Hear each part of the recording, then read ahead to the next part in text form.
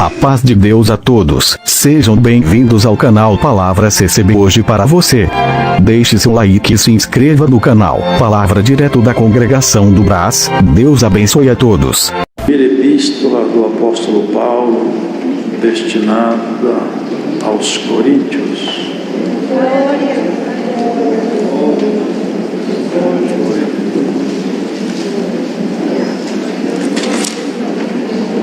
Primeira epístola do apóstolo Paulo aos Coríntios, no capítulo de número 2.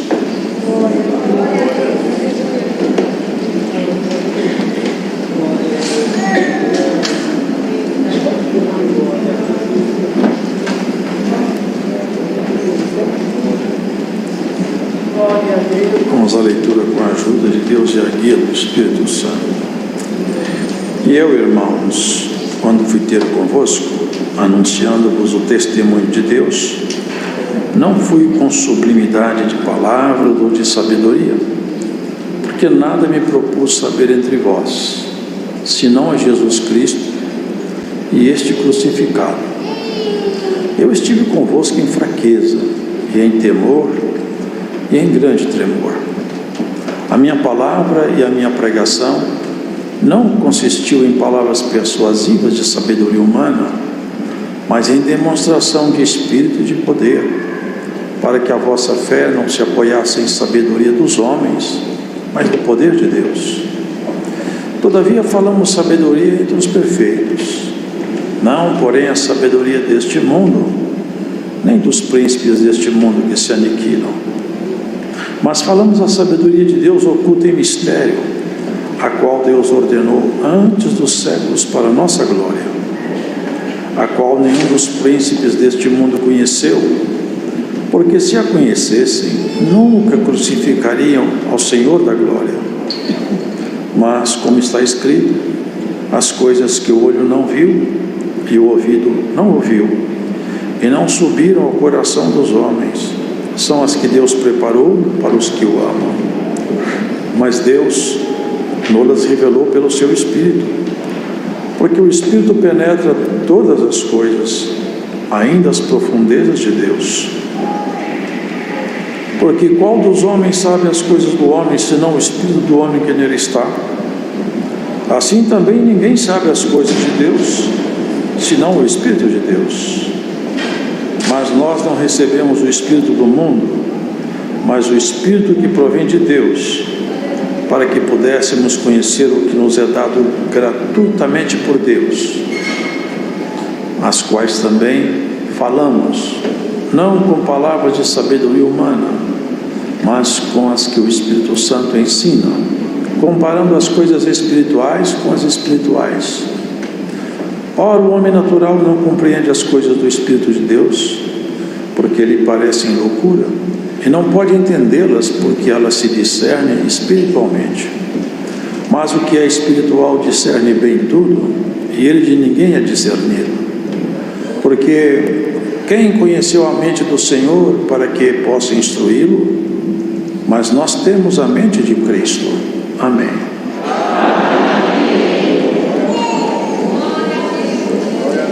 Paulo, ele expõe nessa carta seu zelo, seu cuidado, a sua preocupação com os irmãos de Corinto, visto que ali foi semeado o Evangelho e ele deu frutos, deu muitos frutos, a ponto de num desses momentos que ele, inspirado, escrevia a carta, ele fala assim: a vós nenhum dom vos falta. Então se vê que o Evangelho foi semeado e prosperou muito. Entretanto, Paulo, ele percebia que alguma coisa não ia bem lá. Não ia bem porque, desde o princípio, quando o Senhor semeou o bem, o inimigo também semeou o mal. Vivemos um mundo onde a dualidade entre o bem e o mal sempre está presente. Todas as vezes que o bem se manifesta, o mal se põe ao lado para fazer contraponto. Essa é a realidade desse mundo. É um mundo caído por natureza, um mundo que vive trevas, males, tantas coisas. E o bem aqui, para ser semeado, ele não floresce tão fácil, nem a semeadura é tão fácil de ser feita, porque há uma forte oposição. Isso porque o governo desse mundo, e eu não falo aqui de governo político, mas o governo global, de todos os povos, de todas as nações, de todas as raças, de todas as etnias, por assim dizer. O governo global, quem tem na mão o governo final, lamentavelmente, não é um presidente, não é um grupo de dirigentes, não é. Quem tem o governo final, nesse plano caído, é o nosso inimigo. E no plano exaltado, claro, o nosso Deus é Senhor de tudo. E Ele vai assumir a autoridade dele no tempo oportuno. Mas até então, se vê o governo do mal aqui. Ele mesmo, quando foi tentar o Senhor, petulantemente, os irmãos se lembram, ele ofereceu a glória do mundo ao Senhor e disse: tudo isso é meu, porque a mim me foi dado e eu dou a quem eu quero. Se tu me adorares, basta que você se ajoelhe perante mim, eu te passo o controle de todo esse mundo, o sistema global de valores e todos os prazeres mundanos eu ponho na tua mão. Se vê que esse é o governo dele. Por isso mesmo que Corinto experimentava alguns problemas. Infiltrou-se lá alguns espíritos, e eles nunca se manifestam como espíritos infiltrados. O que é triste é que eles se manifestam como se fosse apenas posições humanas, porque quando ele se infiltra em alguém, nas pessoas que ele conseguiu fazer um domínio, faz essas pessoas se tornarem exatamente um ponto de combate contra a luz, a palavra. E dentro de Corinto havia isso. É que alguns irmãos começaram então a se dividir. Eu sou de Paulo, eu sou de Apolo, eu sou de Pedro, eu sou de Cristo. Os irmãos conhecem bem isso. Mas só que Paulo percebia o operado maligno. Ele não estava disposto a discutir com os irmãos detalhes de quem que é melhor, porque seria exatamente entrar na mesma linha de ação do inimigo. Eu sou melhor que Pedro, ou melhor que Apolos. Ele foi exatamente aonde precisava ir. Vocês não estão percebendo que alguma coisa estranha está acontecendo entre vocês? Entrou algum sentimento estranho? E percebam, não faz o mínimo de sentido essa ação de vocês. Acordem, escutem. Eu dei salvação para vocês. Pedro entregou para vocês com perdão. Apolos livrou vocês das cadeias do inferno. Vocês não percebem que nós somos membros uns dos outros? Eu até plantei, Apolos regou, mas nem quem planta nem quem rega alguma coisa, senão Deus que dá o crescimento. Acordem. E nós precisamos de acordar, porque muitas vezes o nosso adversário consegue infiltrar em nosso meio algumas coisas estranhas, e nós, por não ter maturidade espiritual, nos embalamos nessa cantiga maligna. Que Deus nos acorde, e aonde nós estivermos, aonde você estiver, esteja atenta, para que o canto de uma sereia estranha não venha te seduzir ao naufrágio na fé. Paulo, e ele faz exposições profundas nessas argumentações. Não lembro onde está, mas em Romanos está escrito. Ele faz a seguinte comparação: enquanto a mulher vive, o marido vive, aquela mulher não pode ser de outro marido, porque se ela for de outro marido, ela vai ser chamada de adúltera. Se ela for de outro marido, enquanto o seu marido vive. Mas morto o marido, ela pode casar-se com outro livremente e não será adúltera, visto que seu marido morreu. Ele vai adiante, fazendo essa analogia com o corpo de Cristo. Veja, Jesus, que é o Verbo materializado. É Deus que se fez carne entre nós. Ele tomou a natureza humana e levou na cruz toda a maldição da humanidade e morreu. Portanto, nós que tínhamos um casamento com o pecado, com o corpo do pecado, o nosso corpo de pecado foi sacrificado lá na cruz. Agora nós somos de outro. De quem? Daquele que se levantou entre os mortos, Cristo ressuscitado. Essa é a nossa nova relação. Se nós voltarmos a viver como vivem as pessoas naturais, vamos ter uma relação com o homem caído e não com o homem levantado. E ele fala mais, para nós chegarmos aqui. A ciência humana é uma espécie de luz intelectual. Nos tirou de trevas, de crendices, lendas e muitas práticas que não tinham nenhuma base científica. Chegou-se até a acreditar que um pouco de roupa suja com um pouco de umidade e sujeira geraria ratos. A teoria da geração espontânea, que já foi claramente desmascarada pela investigação científica. Assim, a ciência nos trouxe muito benefício. Ela tirou as trevas do conhecimento dos olhos dos homens. Mas Paulo fala: onde está o inquiridor? Cadê o sábio desse mundo? Porque ainda que a ciência, a sabedoria humana dissipou as trevas da ignorância, nós temos um outro problema. É que essa mesma sabedoria não foi competente para dissipar uma treva que acontece no campo espiritual, no campo da vida espiritual. O homem não consegue enxergar Deus e não conseguiu chegar até Deus por essa lâmpada artificial da ciência humana. E ele fala: visto que o homem não consegue chegar até Deus pela sabedoria, porque a sabedoria do homem para Deus, ela não tem significado nenhum, ela só serve aqui para baixo. É útil, claro que é útil, mas é só aqui. E após a morte? E nos umbrais eternos? Porque vocês já pararam para pensar? O que restaria? O que resta para um homem que afinal só pensa que a vida se resume nisso? O que é que o ser humano que só pensa que a vida resume-se aqui, o que é que ele espera aqui? Ele está agendado para vir a pó. O que faz ele viver aqui embaixo? Eu entendo que uma pessoa que enxerga a vida terminando na sepultura, eu penso que deveria ter uma depressão incurável, porque afinal de contas não valeu a pena nascer, está perdido toda a sua história. Por isso que ele fala: Deus tornou louca a sabedoria desse mundo quando o homem busca essa sabedoria para buscar investigar a Deus. Deus não pode ser investigado, Deus não pode ser analisado, porque o infinito não pode ser alcançado pelo finito.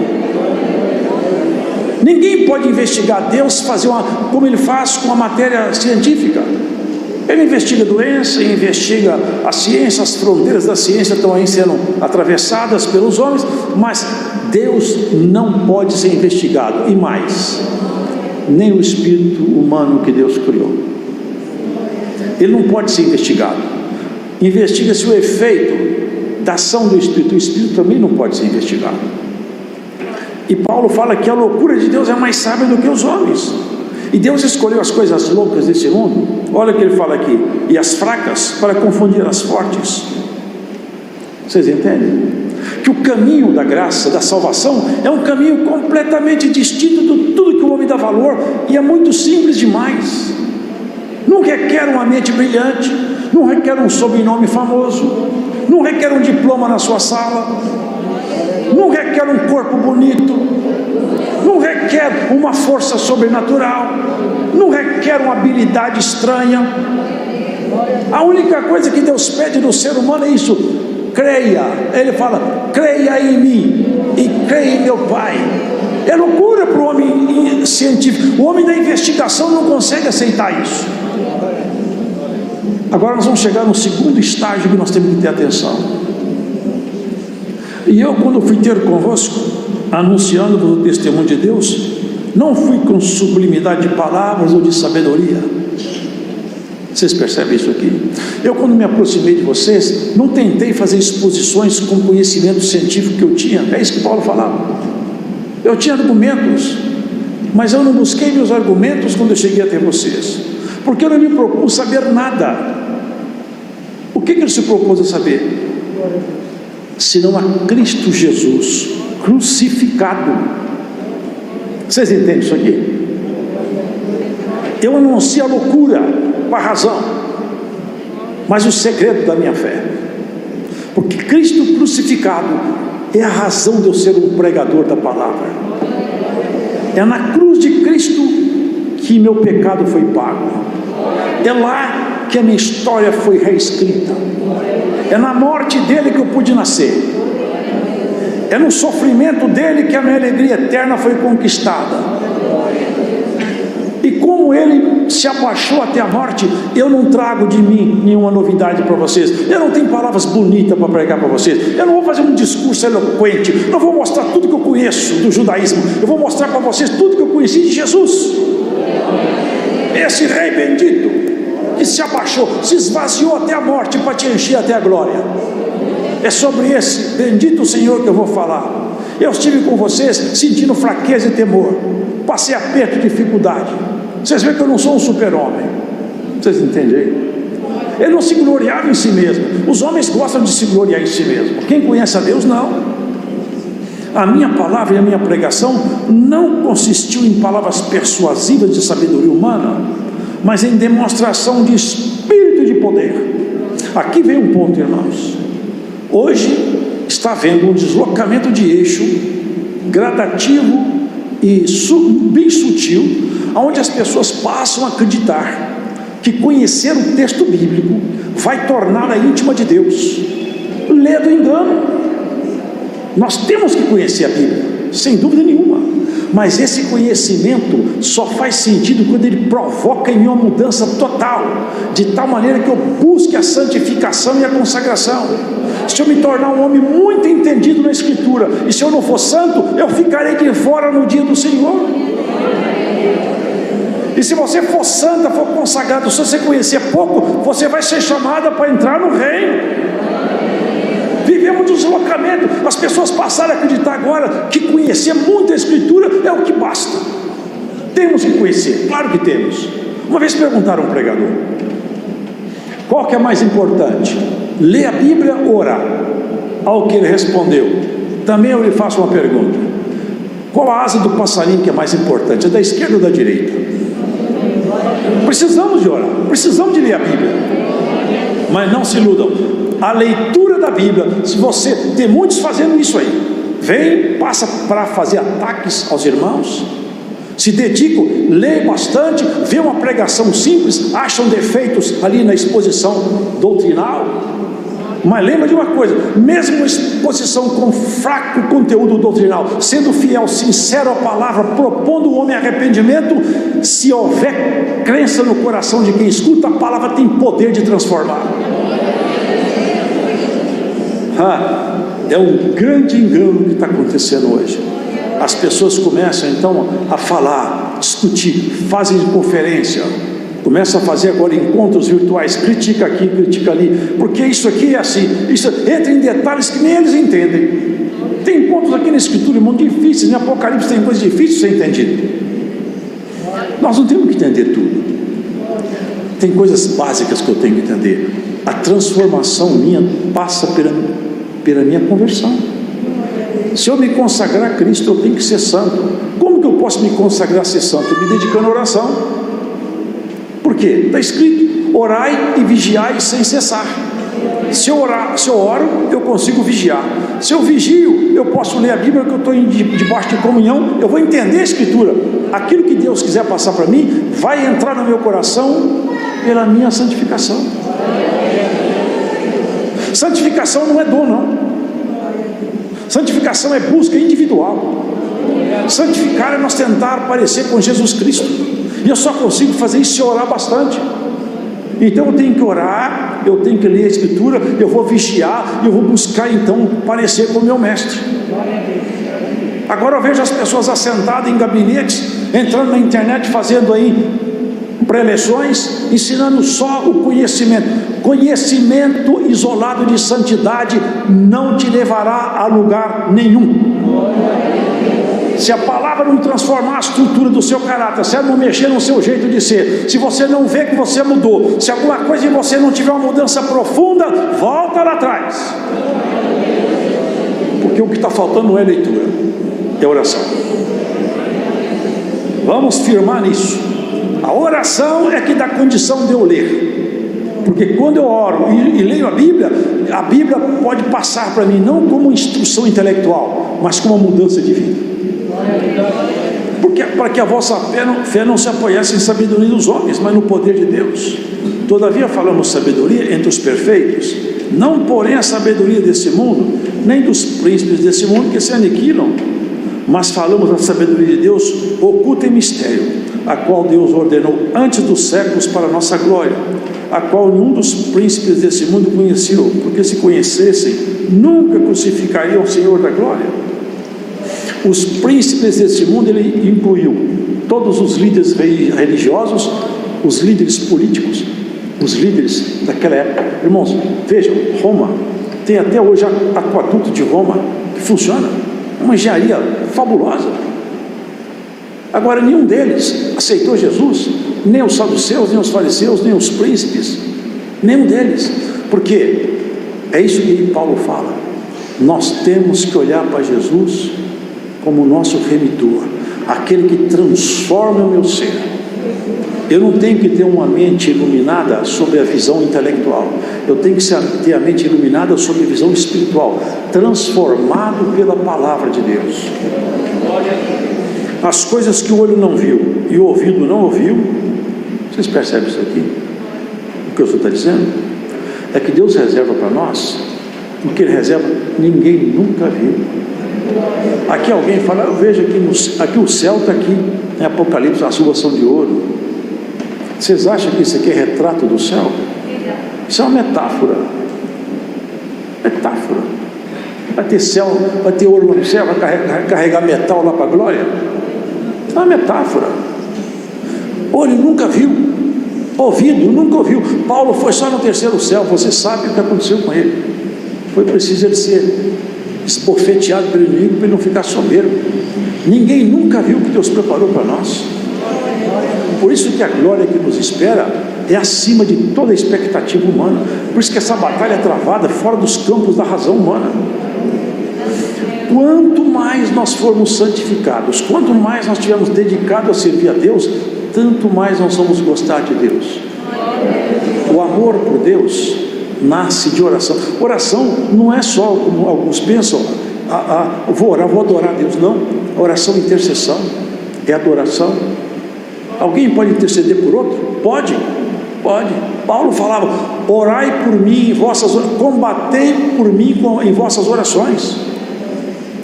Orai uns pelos outros, para que vocês sejam perdoados os pecados. Orai. Deus falou para Jó, se você não orar para os seus amigos, eu não perdoo eles.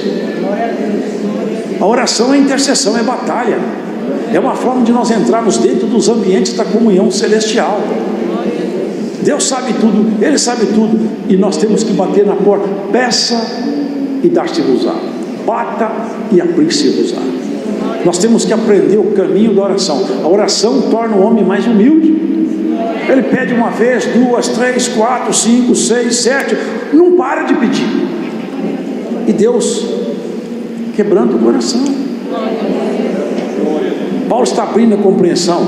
Não tente enxergar a vida espiritual debaixo de uma razão, debaixo de uma visão. Eu mesmo não expus Cristo para vocês desse jeito. Eu vim com poder e demonstração do Espírito. O Espírito Santo em mim não era um discurso filosófico. Quando eu falava de Jesus Cristo, o poder dele estava na minha boca. Agora eles ensinam por aí que não existe mais dons. Eu já vi teólogo que falou comigo, os dons acabaram. Não, o que acabou, sabe o quê? Foi a revelação nas igrejas, porque criaram teorias humanas, expulsaram a revelação da igreja. Glórias a Jesus. A revelação de Deus está entre nós. Os dons de Deus estão aqui. Aqui cego passa a ver, paralítico anda, demônio é expulso. Tem dom de língua, tem interpretação de língua. Aqui os dons de Deus não cessaram. Se você escuta por aí que os dons acabaram, aonde você estiver ouvindo essa pregação, saiba, os dons estão pulsantes no peito desse povo. Glórias a Jesus. E esse dom vai te achar onde você estiver hoje escutando essa palavra. Porque não é com filosofia, não é com teologia aplicada em logística humana que você vai chegar a Cristo. É debaixo de jejum, de oração, de santificação, de busca individual. Você vai ver que a porta se abre. Vai ver um homem que é analfabeto, não sabe falar direito. O céu se abre, ele sabe as revelações de Deus. Ele não sabe falar português, mas no caminho do céu ele não erra. Glórias ao Senhor Jesus. Deus quer homem santo e mulher santa. Deus não quer homem sábio segundo esse mundo, porque os homens sábios segundo esse mundo nunca acharam o caminho do céu. Onde está o sábio? Cadê o inquiridor desse século? Deus não, porventura não tornou louca essa sabedoria? Cristo morreu na cruz, e lá morrem também nossas paixões, lá morrem as nossas esperanças, nossos discursos filosóficos, morrem na cruz. Paulo falou: eu anuncio Jesus crucificado, esse Jesus que vocês mataram, e que todos falam. Ninguém pode, sendo de Deus, morrer amaldiçoado. Ninguém pode ser de Deus morrer dessa maneira. Não poderia, se não fosse nosso lugar. É por nossa causa que ele morreu, e para nos levantar. A obra dele vai bem. Aqui foi orado assim: até que o Senhor volte. Nós estamos esperando a volta dele. Você espera a volta dele? Espera. Quando ele voltar, ele não quer ver você recitando teorias, ele não quer ver você recitando capítulos inteiros. Ele quer ver que a palavra esteja viva em você, escrita no teu peito, transformando o seu jeito de ser. A palavra, quando é escrita no peito, no coração de um crente, ele transforma o crente, ele muda o jeito de ser. A fala dele denuncia quem ele é, até o olhar dele muda, até a voz do crente muda. Vocês querem isso aí? Quando um crente está transformado pelo Espírito Santo, a palavra dele muda, a voz muda, o tom da voz muda, o poder aparece. Eu anuncio Jesus crucificado. Vim até vocês, olha o que ele fala. A minha pregação não consistiu em palavras persuasivas de sabedoria. Eu não quero convencer vocês com discursos, mostrando todo o meu arsenal de conhecimento, fazer rebuscado a minha história, conhecer aqui a interpretação, a exegética, a hermenêutica. Eu vou te falar sobre hebraico, não. Eu vou falar do poder de Deus que está em mim. Quando ele passava nas ruas, até os demônios evitavam ele. Glórias ao Senhor, irmão. Esse poder precisa de estar na igreja. Glória, você crê nisso aí? Um crente, quando o poder de Deus está nele, os espíritos evitam ele. Não quero confronto com ele, não quero confronto com ela. Da boca dela sai uma espada aguda, e essa espada vai ser colocada hoje na boca de muitos que escutam essa pregação. Glórias ao Senhor. Eu não quero problema com esse homem. Até o lenço de Paulo. Vocês veem que a graça de Cristo não é teoria, não é filosofia, não é discurso bonito. A graça de Cristo é poder de Deus. O poder dele não é para transformar, não é para você ficar uma pessoa famosa, não. É para Cristo ficar famoso em você, para ele ser glorificado na sua vida. É coisa mais maravilhosa, irmão, do que uma mulher com 7 demônios. O Senhor mandou 7 demônios embora. Essa mulher virou amiga de Jesus até a morte. Um ladrão na cruz virou amigo de Jesus. Vocês não percebem que o evangelho é para transformar? E você que escuta essa palavra e tem o olho crítico, o sentido crítico, saiba isso: você não será justificado pelo seu belo discurso, nem por tudo que você aprendeu. Saiba isso, vai modificando cada vez mais a estrutura do seu espírito, a palavra. É aí que você vai encontrar com Cristo. Você pode dizer escrever livro, pode fazer congresso, pode fazer o que você quiser. Se a palavra não transformar você, você é um pobre, desgraçado, cego, miserável e nu.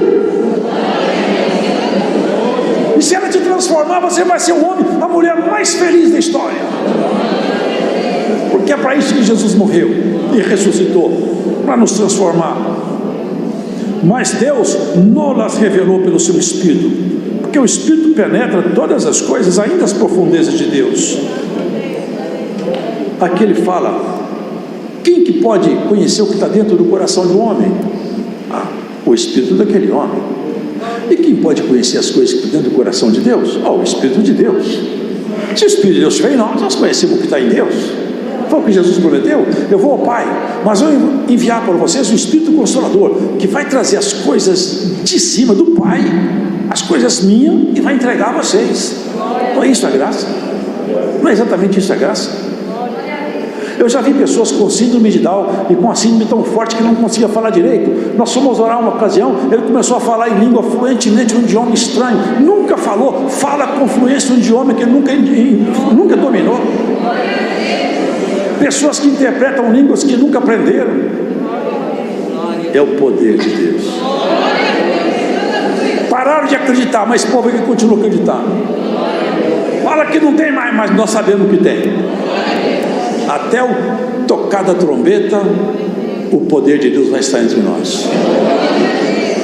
Com isso nós deixamos bem claro, não que nós não devamos ler, pelo contrário, temos que ler a Bíblia, mas a ordem é essa: ora, depois lê. Ora e lê, ora e lê, para que você não seja apenas um leitor distraído, mas um leitor transformado pela prévia oração. Abra meu entendimento, Senhor. Abra meu... Aquele centurião orava e entrou em jejum e oração. Vocês lembram? Ele perguntava: como é que eu faço para te agradar? Eu gostaria tanto de te agradar. Um anjo foi falar com ele: olha, você alcançou um favor do Senhor, e alguém vai te ensinar a agradar a Deus. Você vai conquistar um jeito, vai receber informações de como chegar até o Senhor. E poderia, você, o anjo não sabia? Se eu não posso, porque para esses assuntos aí de baixo já tem uns ministros colocados, eu mesmo não posso falar. Mas vai até a casa de Pedro. Quem que era Pedro? Pescador da Galileia. E como que o mundo divino é diferente, né? Pedro não virou professor, hein? Ele sempre continuou pescador, mas pescava a alma pela palavra de Deus na sua boca. Deus não transforma a pessoa para ficar sofisticada, não, mas transforma a pessoa para parecer com Jesus Cristo, nosso Senhor, no jeito de olhar, de tratar, de comprar, de vender, de viver em casa, em família. É uma transformação bonita demais. O homem natural não entende nada. Olha quantas irmãs estão aqui, quantos são simplesinhos. Alguns com chinelinho tão desgastado, a roupinha tão castigada. Quem vê na rua: coitada dessa mulher, coitado desse homem aí, não tem nada. Mas lá no céu eu falo: essa coitadinha aí é minha amiga. Esse coitadinho é meu amigo. De madrugada eu converso com ele, eu falo. É uma surpresa, irmão. Há uma surpresa. Naquele dia vai ter uma surpresa tão grande. Homens que se acharam tão importantes, mulheres que se sentiam tão cheias de si, nos cantos, nos andrajos, tremendo de medo,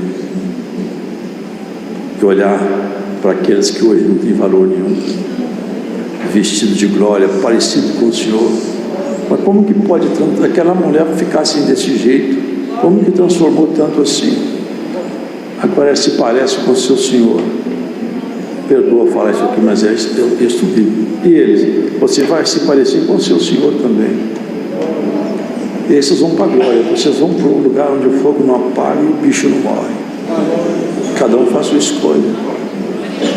Você pode não ter aparência, você pode ser feinho, você pode ser feinho, você pode ter um corpo feio, uma conta bancária totalmente deficiente. Ou tem uns que nem tem conta bancária. Você não tem nem bicicleta, mas lá em cima, seu nome é falado com frequência. Isso é que importa. Deus não se deixa impressionar pela aparência de ninguém. Aquele centurião foi lá aprender com o pescador da Galileia.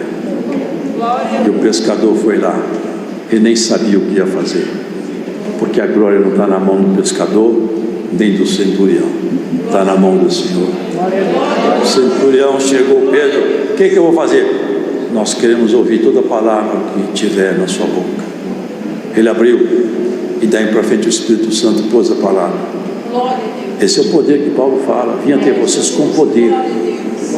Ele começou a pregar, de repente o céu se abriu e o Espírito de Deus tomou aquele povo. Começaram a falar línguas. Que coisa maravilhosa. Ele disse: agora o que nós temos que fazer? Tem que batizar. Mas Pedro, mas eu não posso batizar vocês são gentios, como é que eu faço? Mas o Espírito Santo já está neles. E eu posso negar água para quem Deus não negou o Espírito? Eu tenho que batizar esse povo. Batizou todo mundo. Chegou lá, os discípulos falaram: o que você fez, Pedro? Batizando gentio, no meio de gentio. Eu tinha uma visão. Eu vi um lençol, e esse lençol tinha animais imundos, e o Senhor falou: come. Eu falei: não, eu não posso comer coisa imunda. Eu falei: não faça para o imundo aquilo que Deus purificou. Eu preguei a palavra, e o Espírito de Deus tomou aquele povo. Do jeito que tomou a gente, não fez diferença nenhuma. O Espírito Santo é o mesmo, do mesmo jeito, a mesma obra, o mesmo sinal, a mesma virtude, é tudo igual. Se é tudo igual, então é Deus que está nesse negócio, Pedro. A graça chegou para os gentios. Que coisa maravilhosa. Antes da graça ir embora da terra, nós vamos embora com ela. A arca vai levantar e nós vamos estar juntos. É isso que nós queremos. Nós não vamos perder nossa jornada, não. Irmão, irmã, você não vai perder sua jornada. Porque tem dia que está difícil demais. Tem dia que a boca amarga. Tem dia que a guerra se levanta muito forte. Mas Deus esconde um dia bom atrás do dia mau. Sabia isso? Você não ficar toda vez chorando. Deus esconde um dia alegre atrás de um dia triste. E você que escuta essa pregação hoje, guarda isso. Deus te revela um dia alegre atrás desses dias tristes que você vem atravessando. É isso que Ele vai fazendo. Ele tempera o dia alegre com o dia triste. Muito você tem chorado, mas você vai sorrir também. Porque Deus não permitirá. Sabe o que está escrito em Salmos? Não permita que o cetro da impiedade permaneça sobre a sorte do justo. E Deus não permitirá que o cetro da impiedade permaneça sobre a sua sorte. Que o cetro seja quebrado pelas mãos dessa palavra na congregação do Brasil. Em nome do Senhor Jesus. Vá em paz para a sua casa. Contente por saber que seu nome está lá em cima. Nas reuniões solenes, seu nome é lembrado. Isso é coisa maravilhosa. Daria para falar mais, mas o tempo passou. Mais uma coisa nós podemos ter certeza. Paulo deixou bem claro: eu não vim até vocês com um discurso ensaiado. Não vim até vocês, eu não quero mostrar para vocês conhecimento. Não quero mostrar para vocês uma ciência que eu tenho.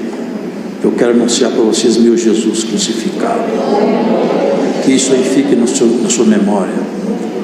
Sabe o que o Senhor falou? Tome a tua cruz também. Venha após mim e me siga.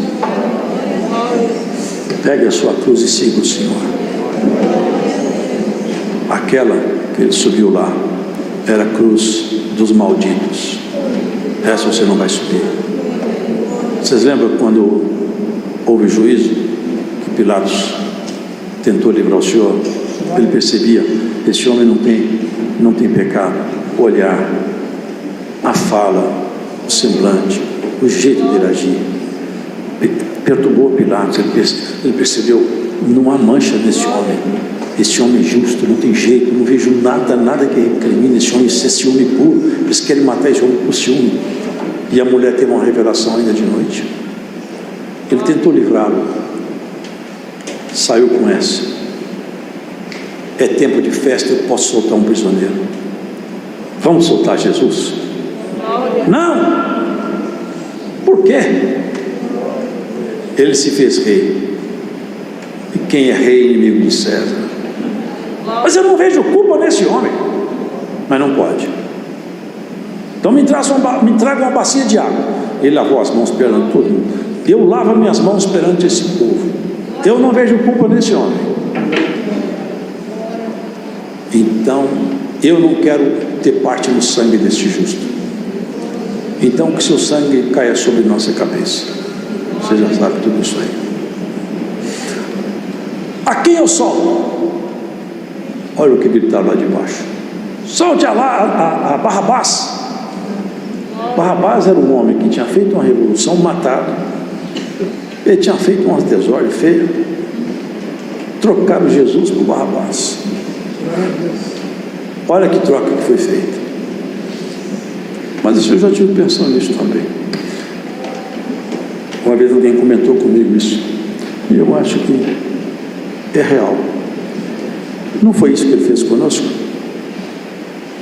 Quem tinha que ir para a maldição era nós. Aquele dia Jesus foi trocado por Barrabás, e na verdade nós todos fomos como que Barrabás. No lugar de nós irmos para a maldição, Jesus foi em nosso lugar, tomou o nosso lugar na maldição. Se Barrabás muitas vezes deve ter perguntado: quem é esse Jesus que me salvou? Nós não perguntamos, nós falamos: eu sei quem é esse Jesus que me salvou. A condenação era só minha, mas ele foi lá no meu lugar. Bendito seja esse Jesus, bendito seja esse Jesus que me salvou. Essa é a palavra. Deus seja louvado.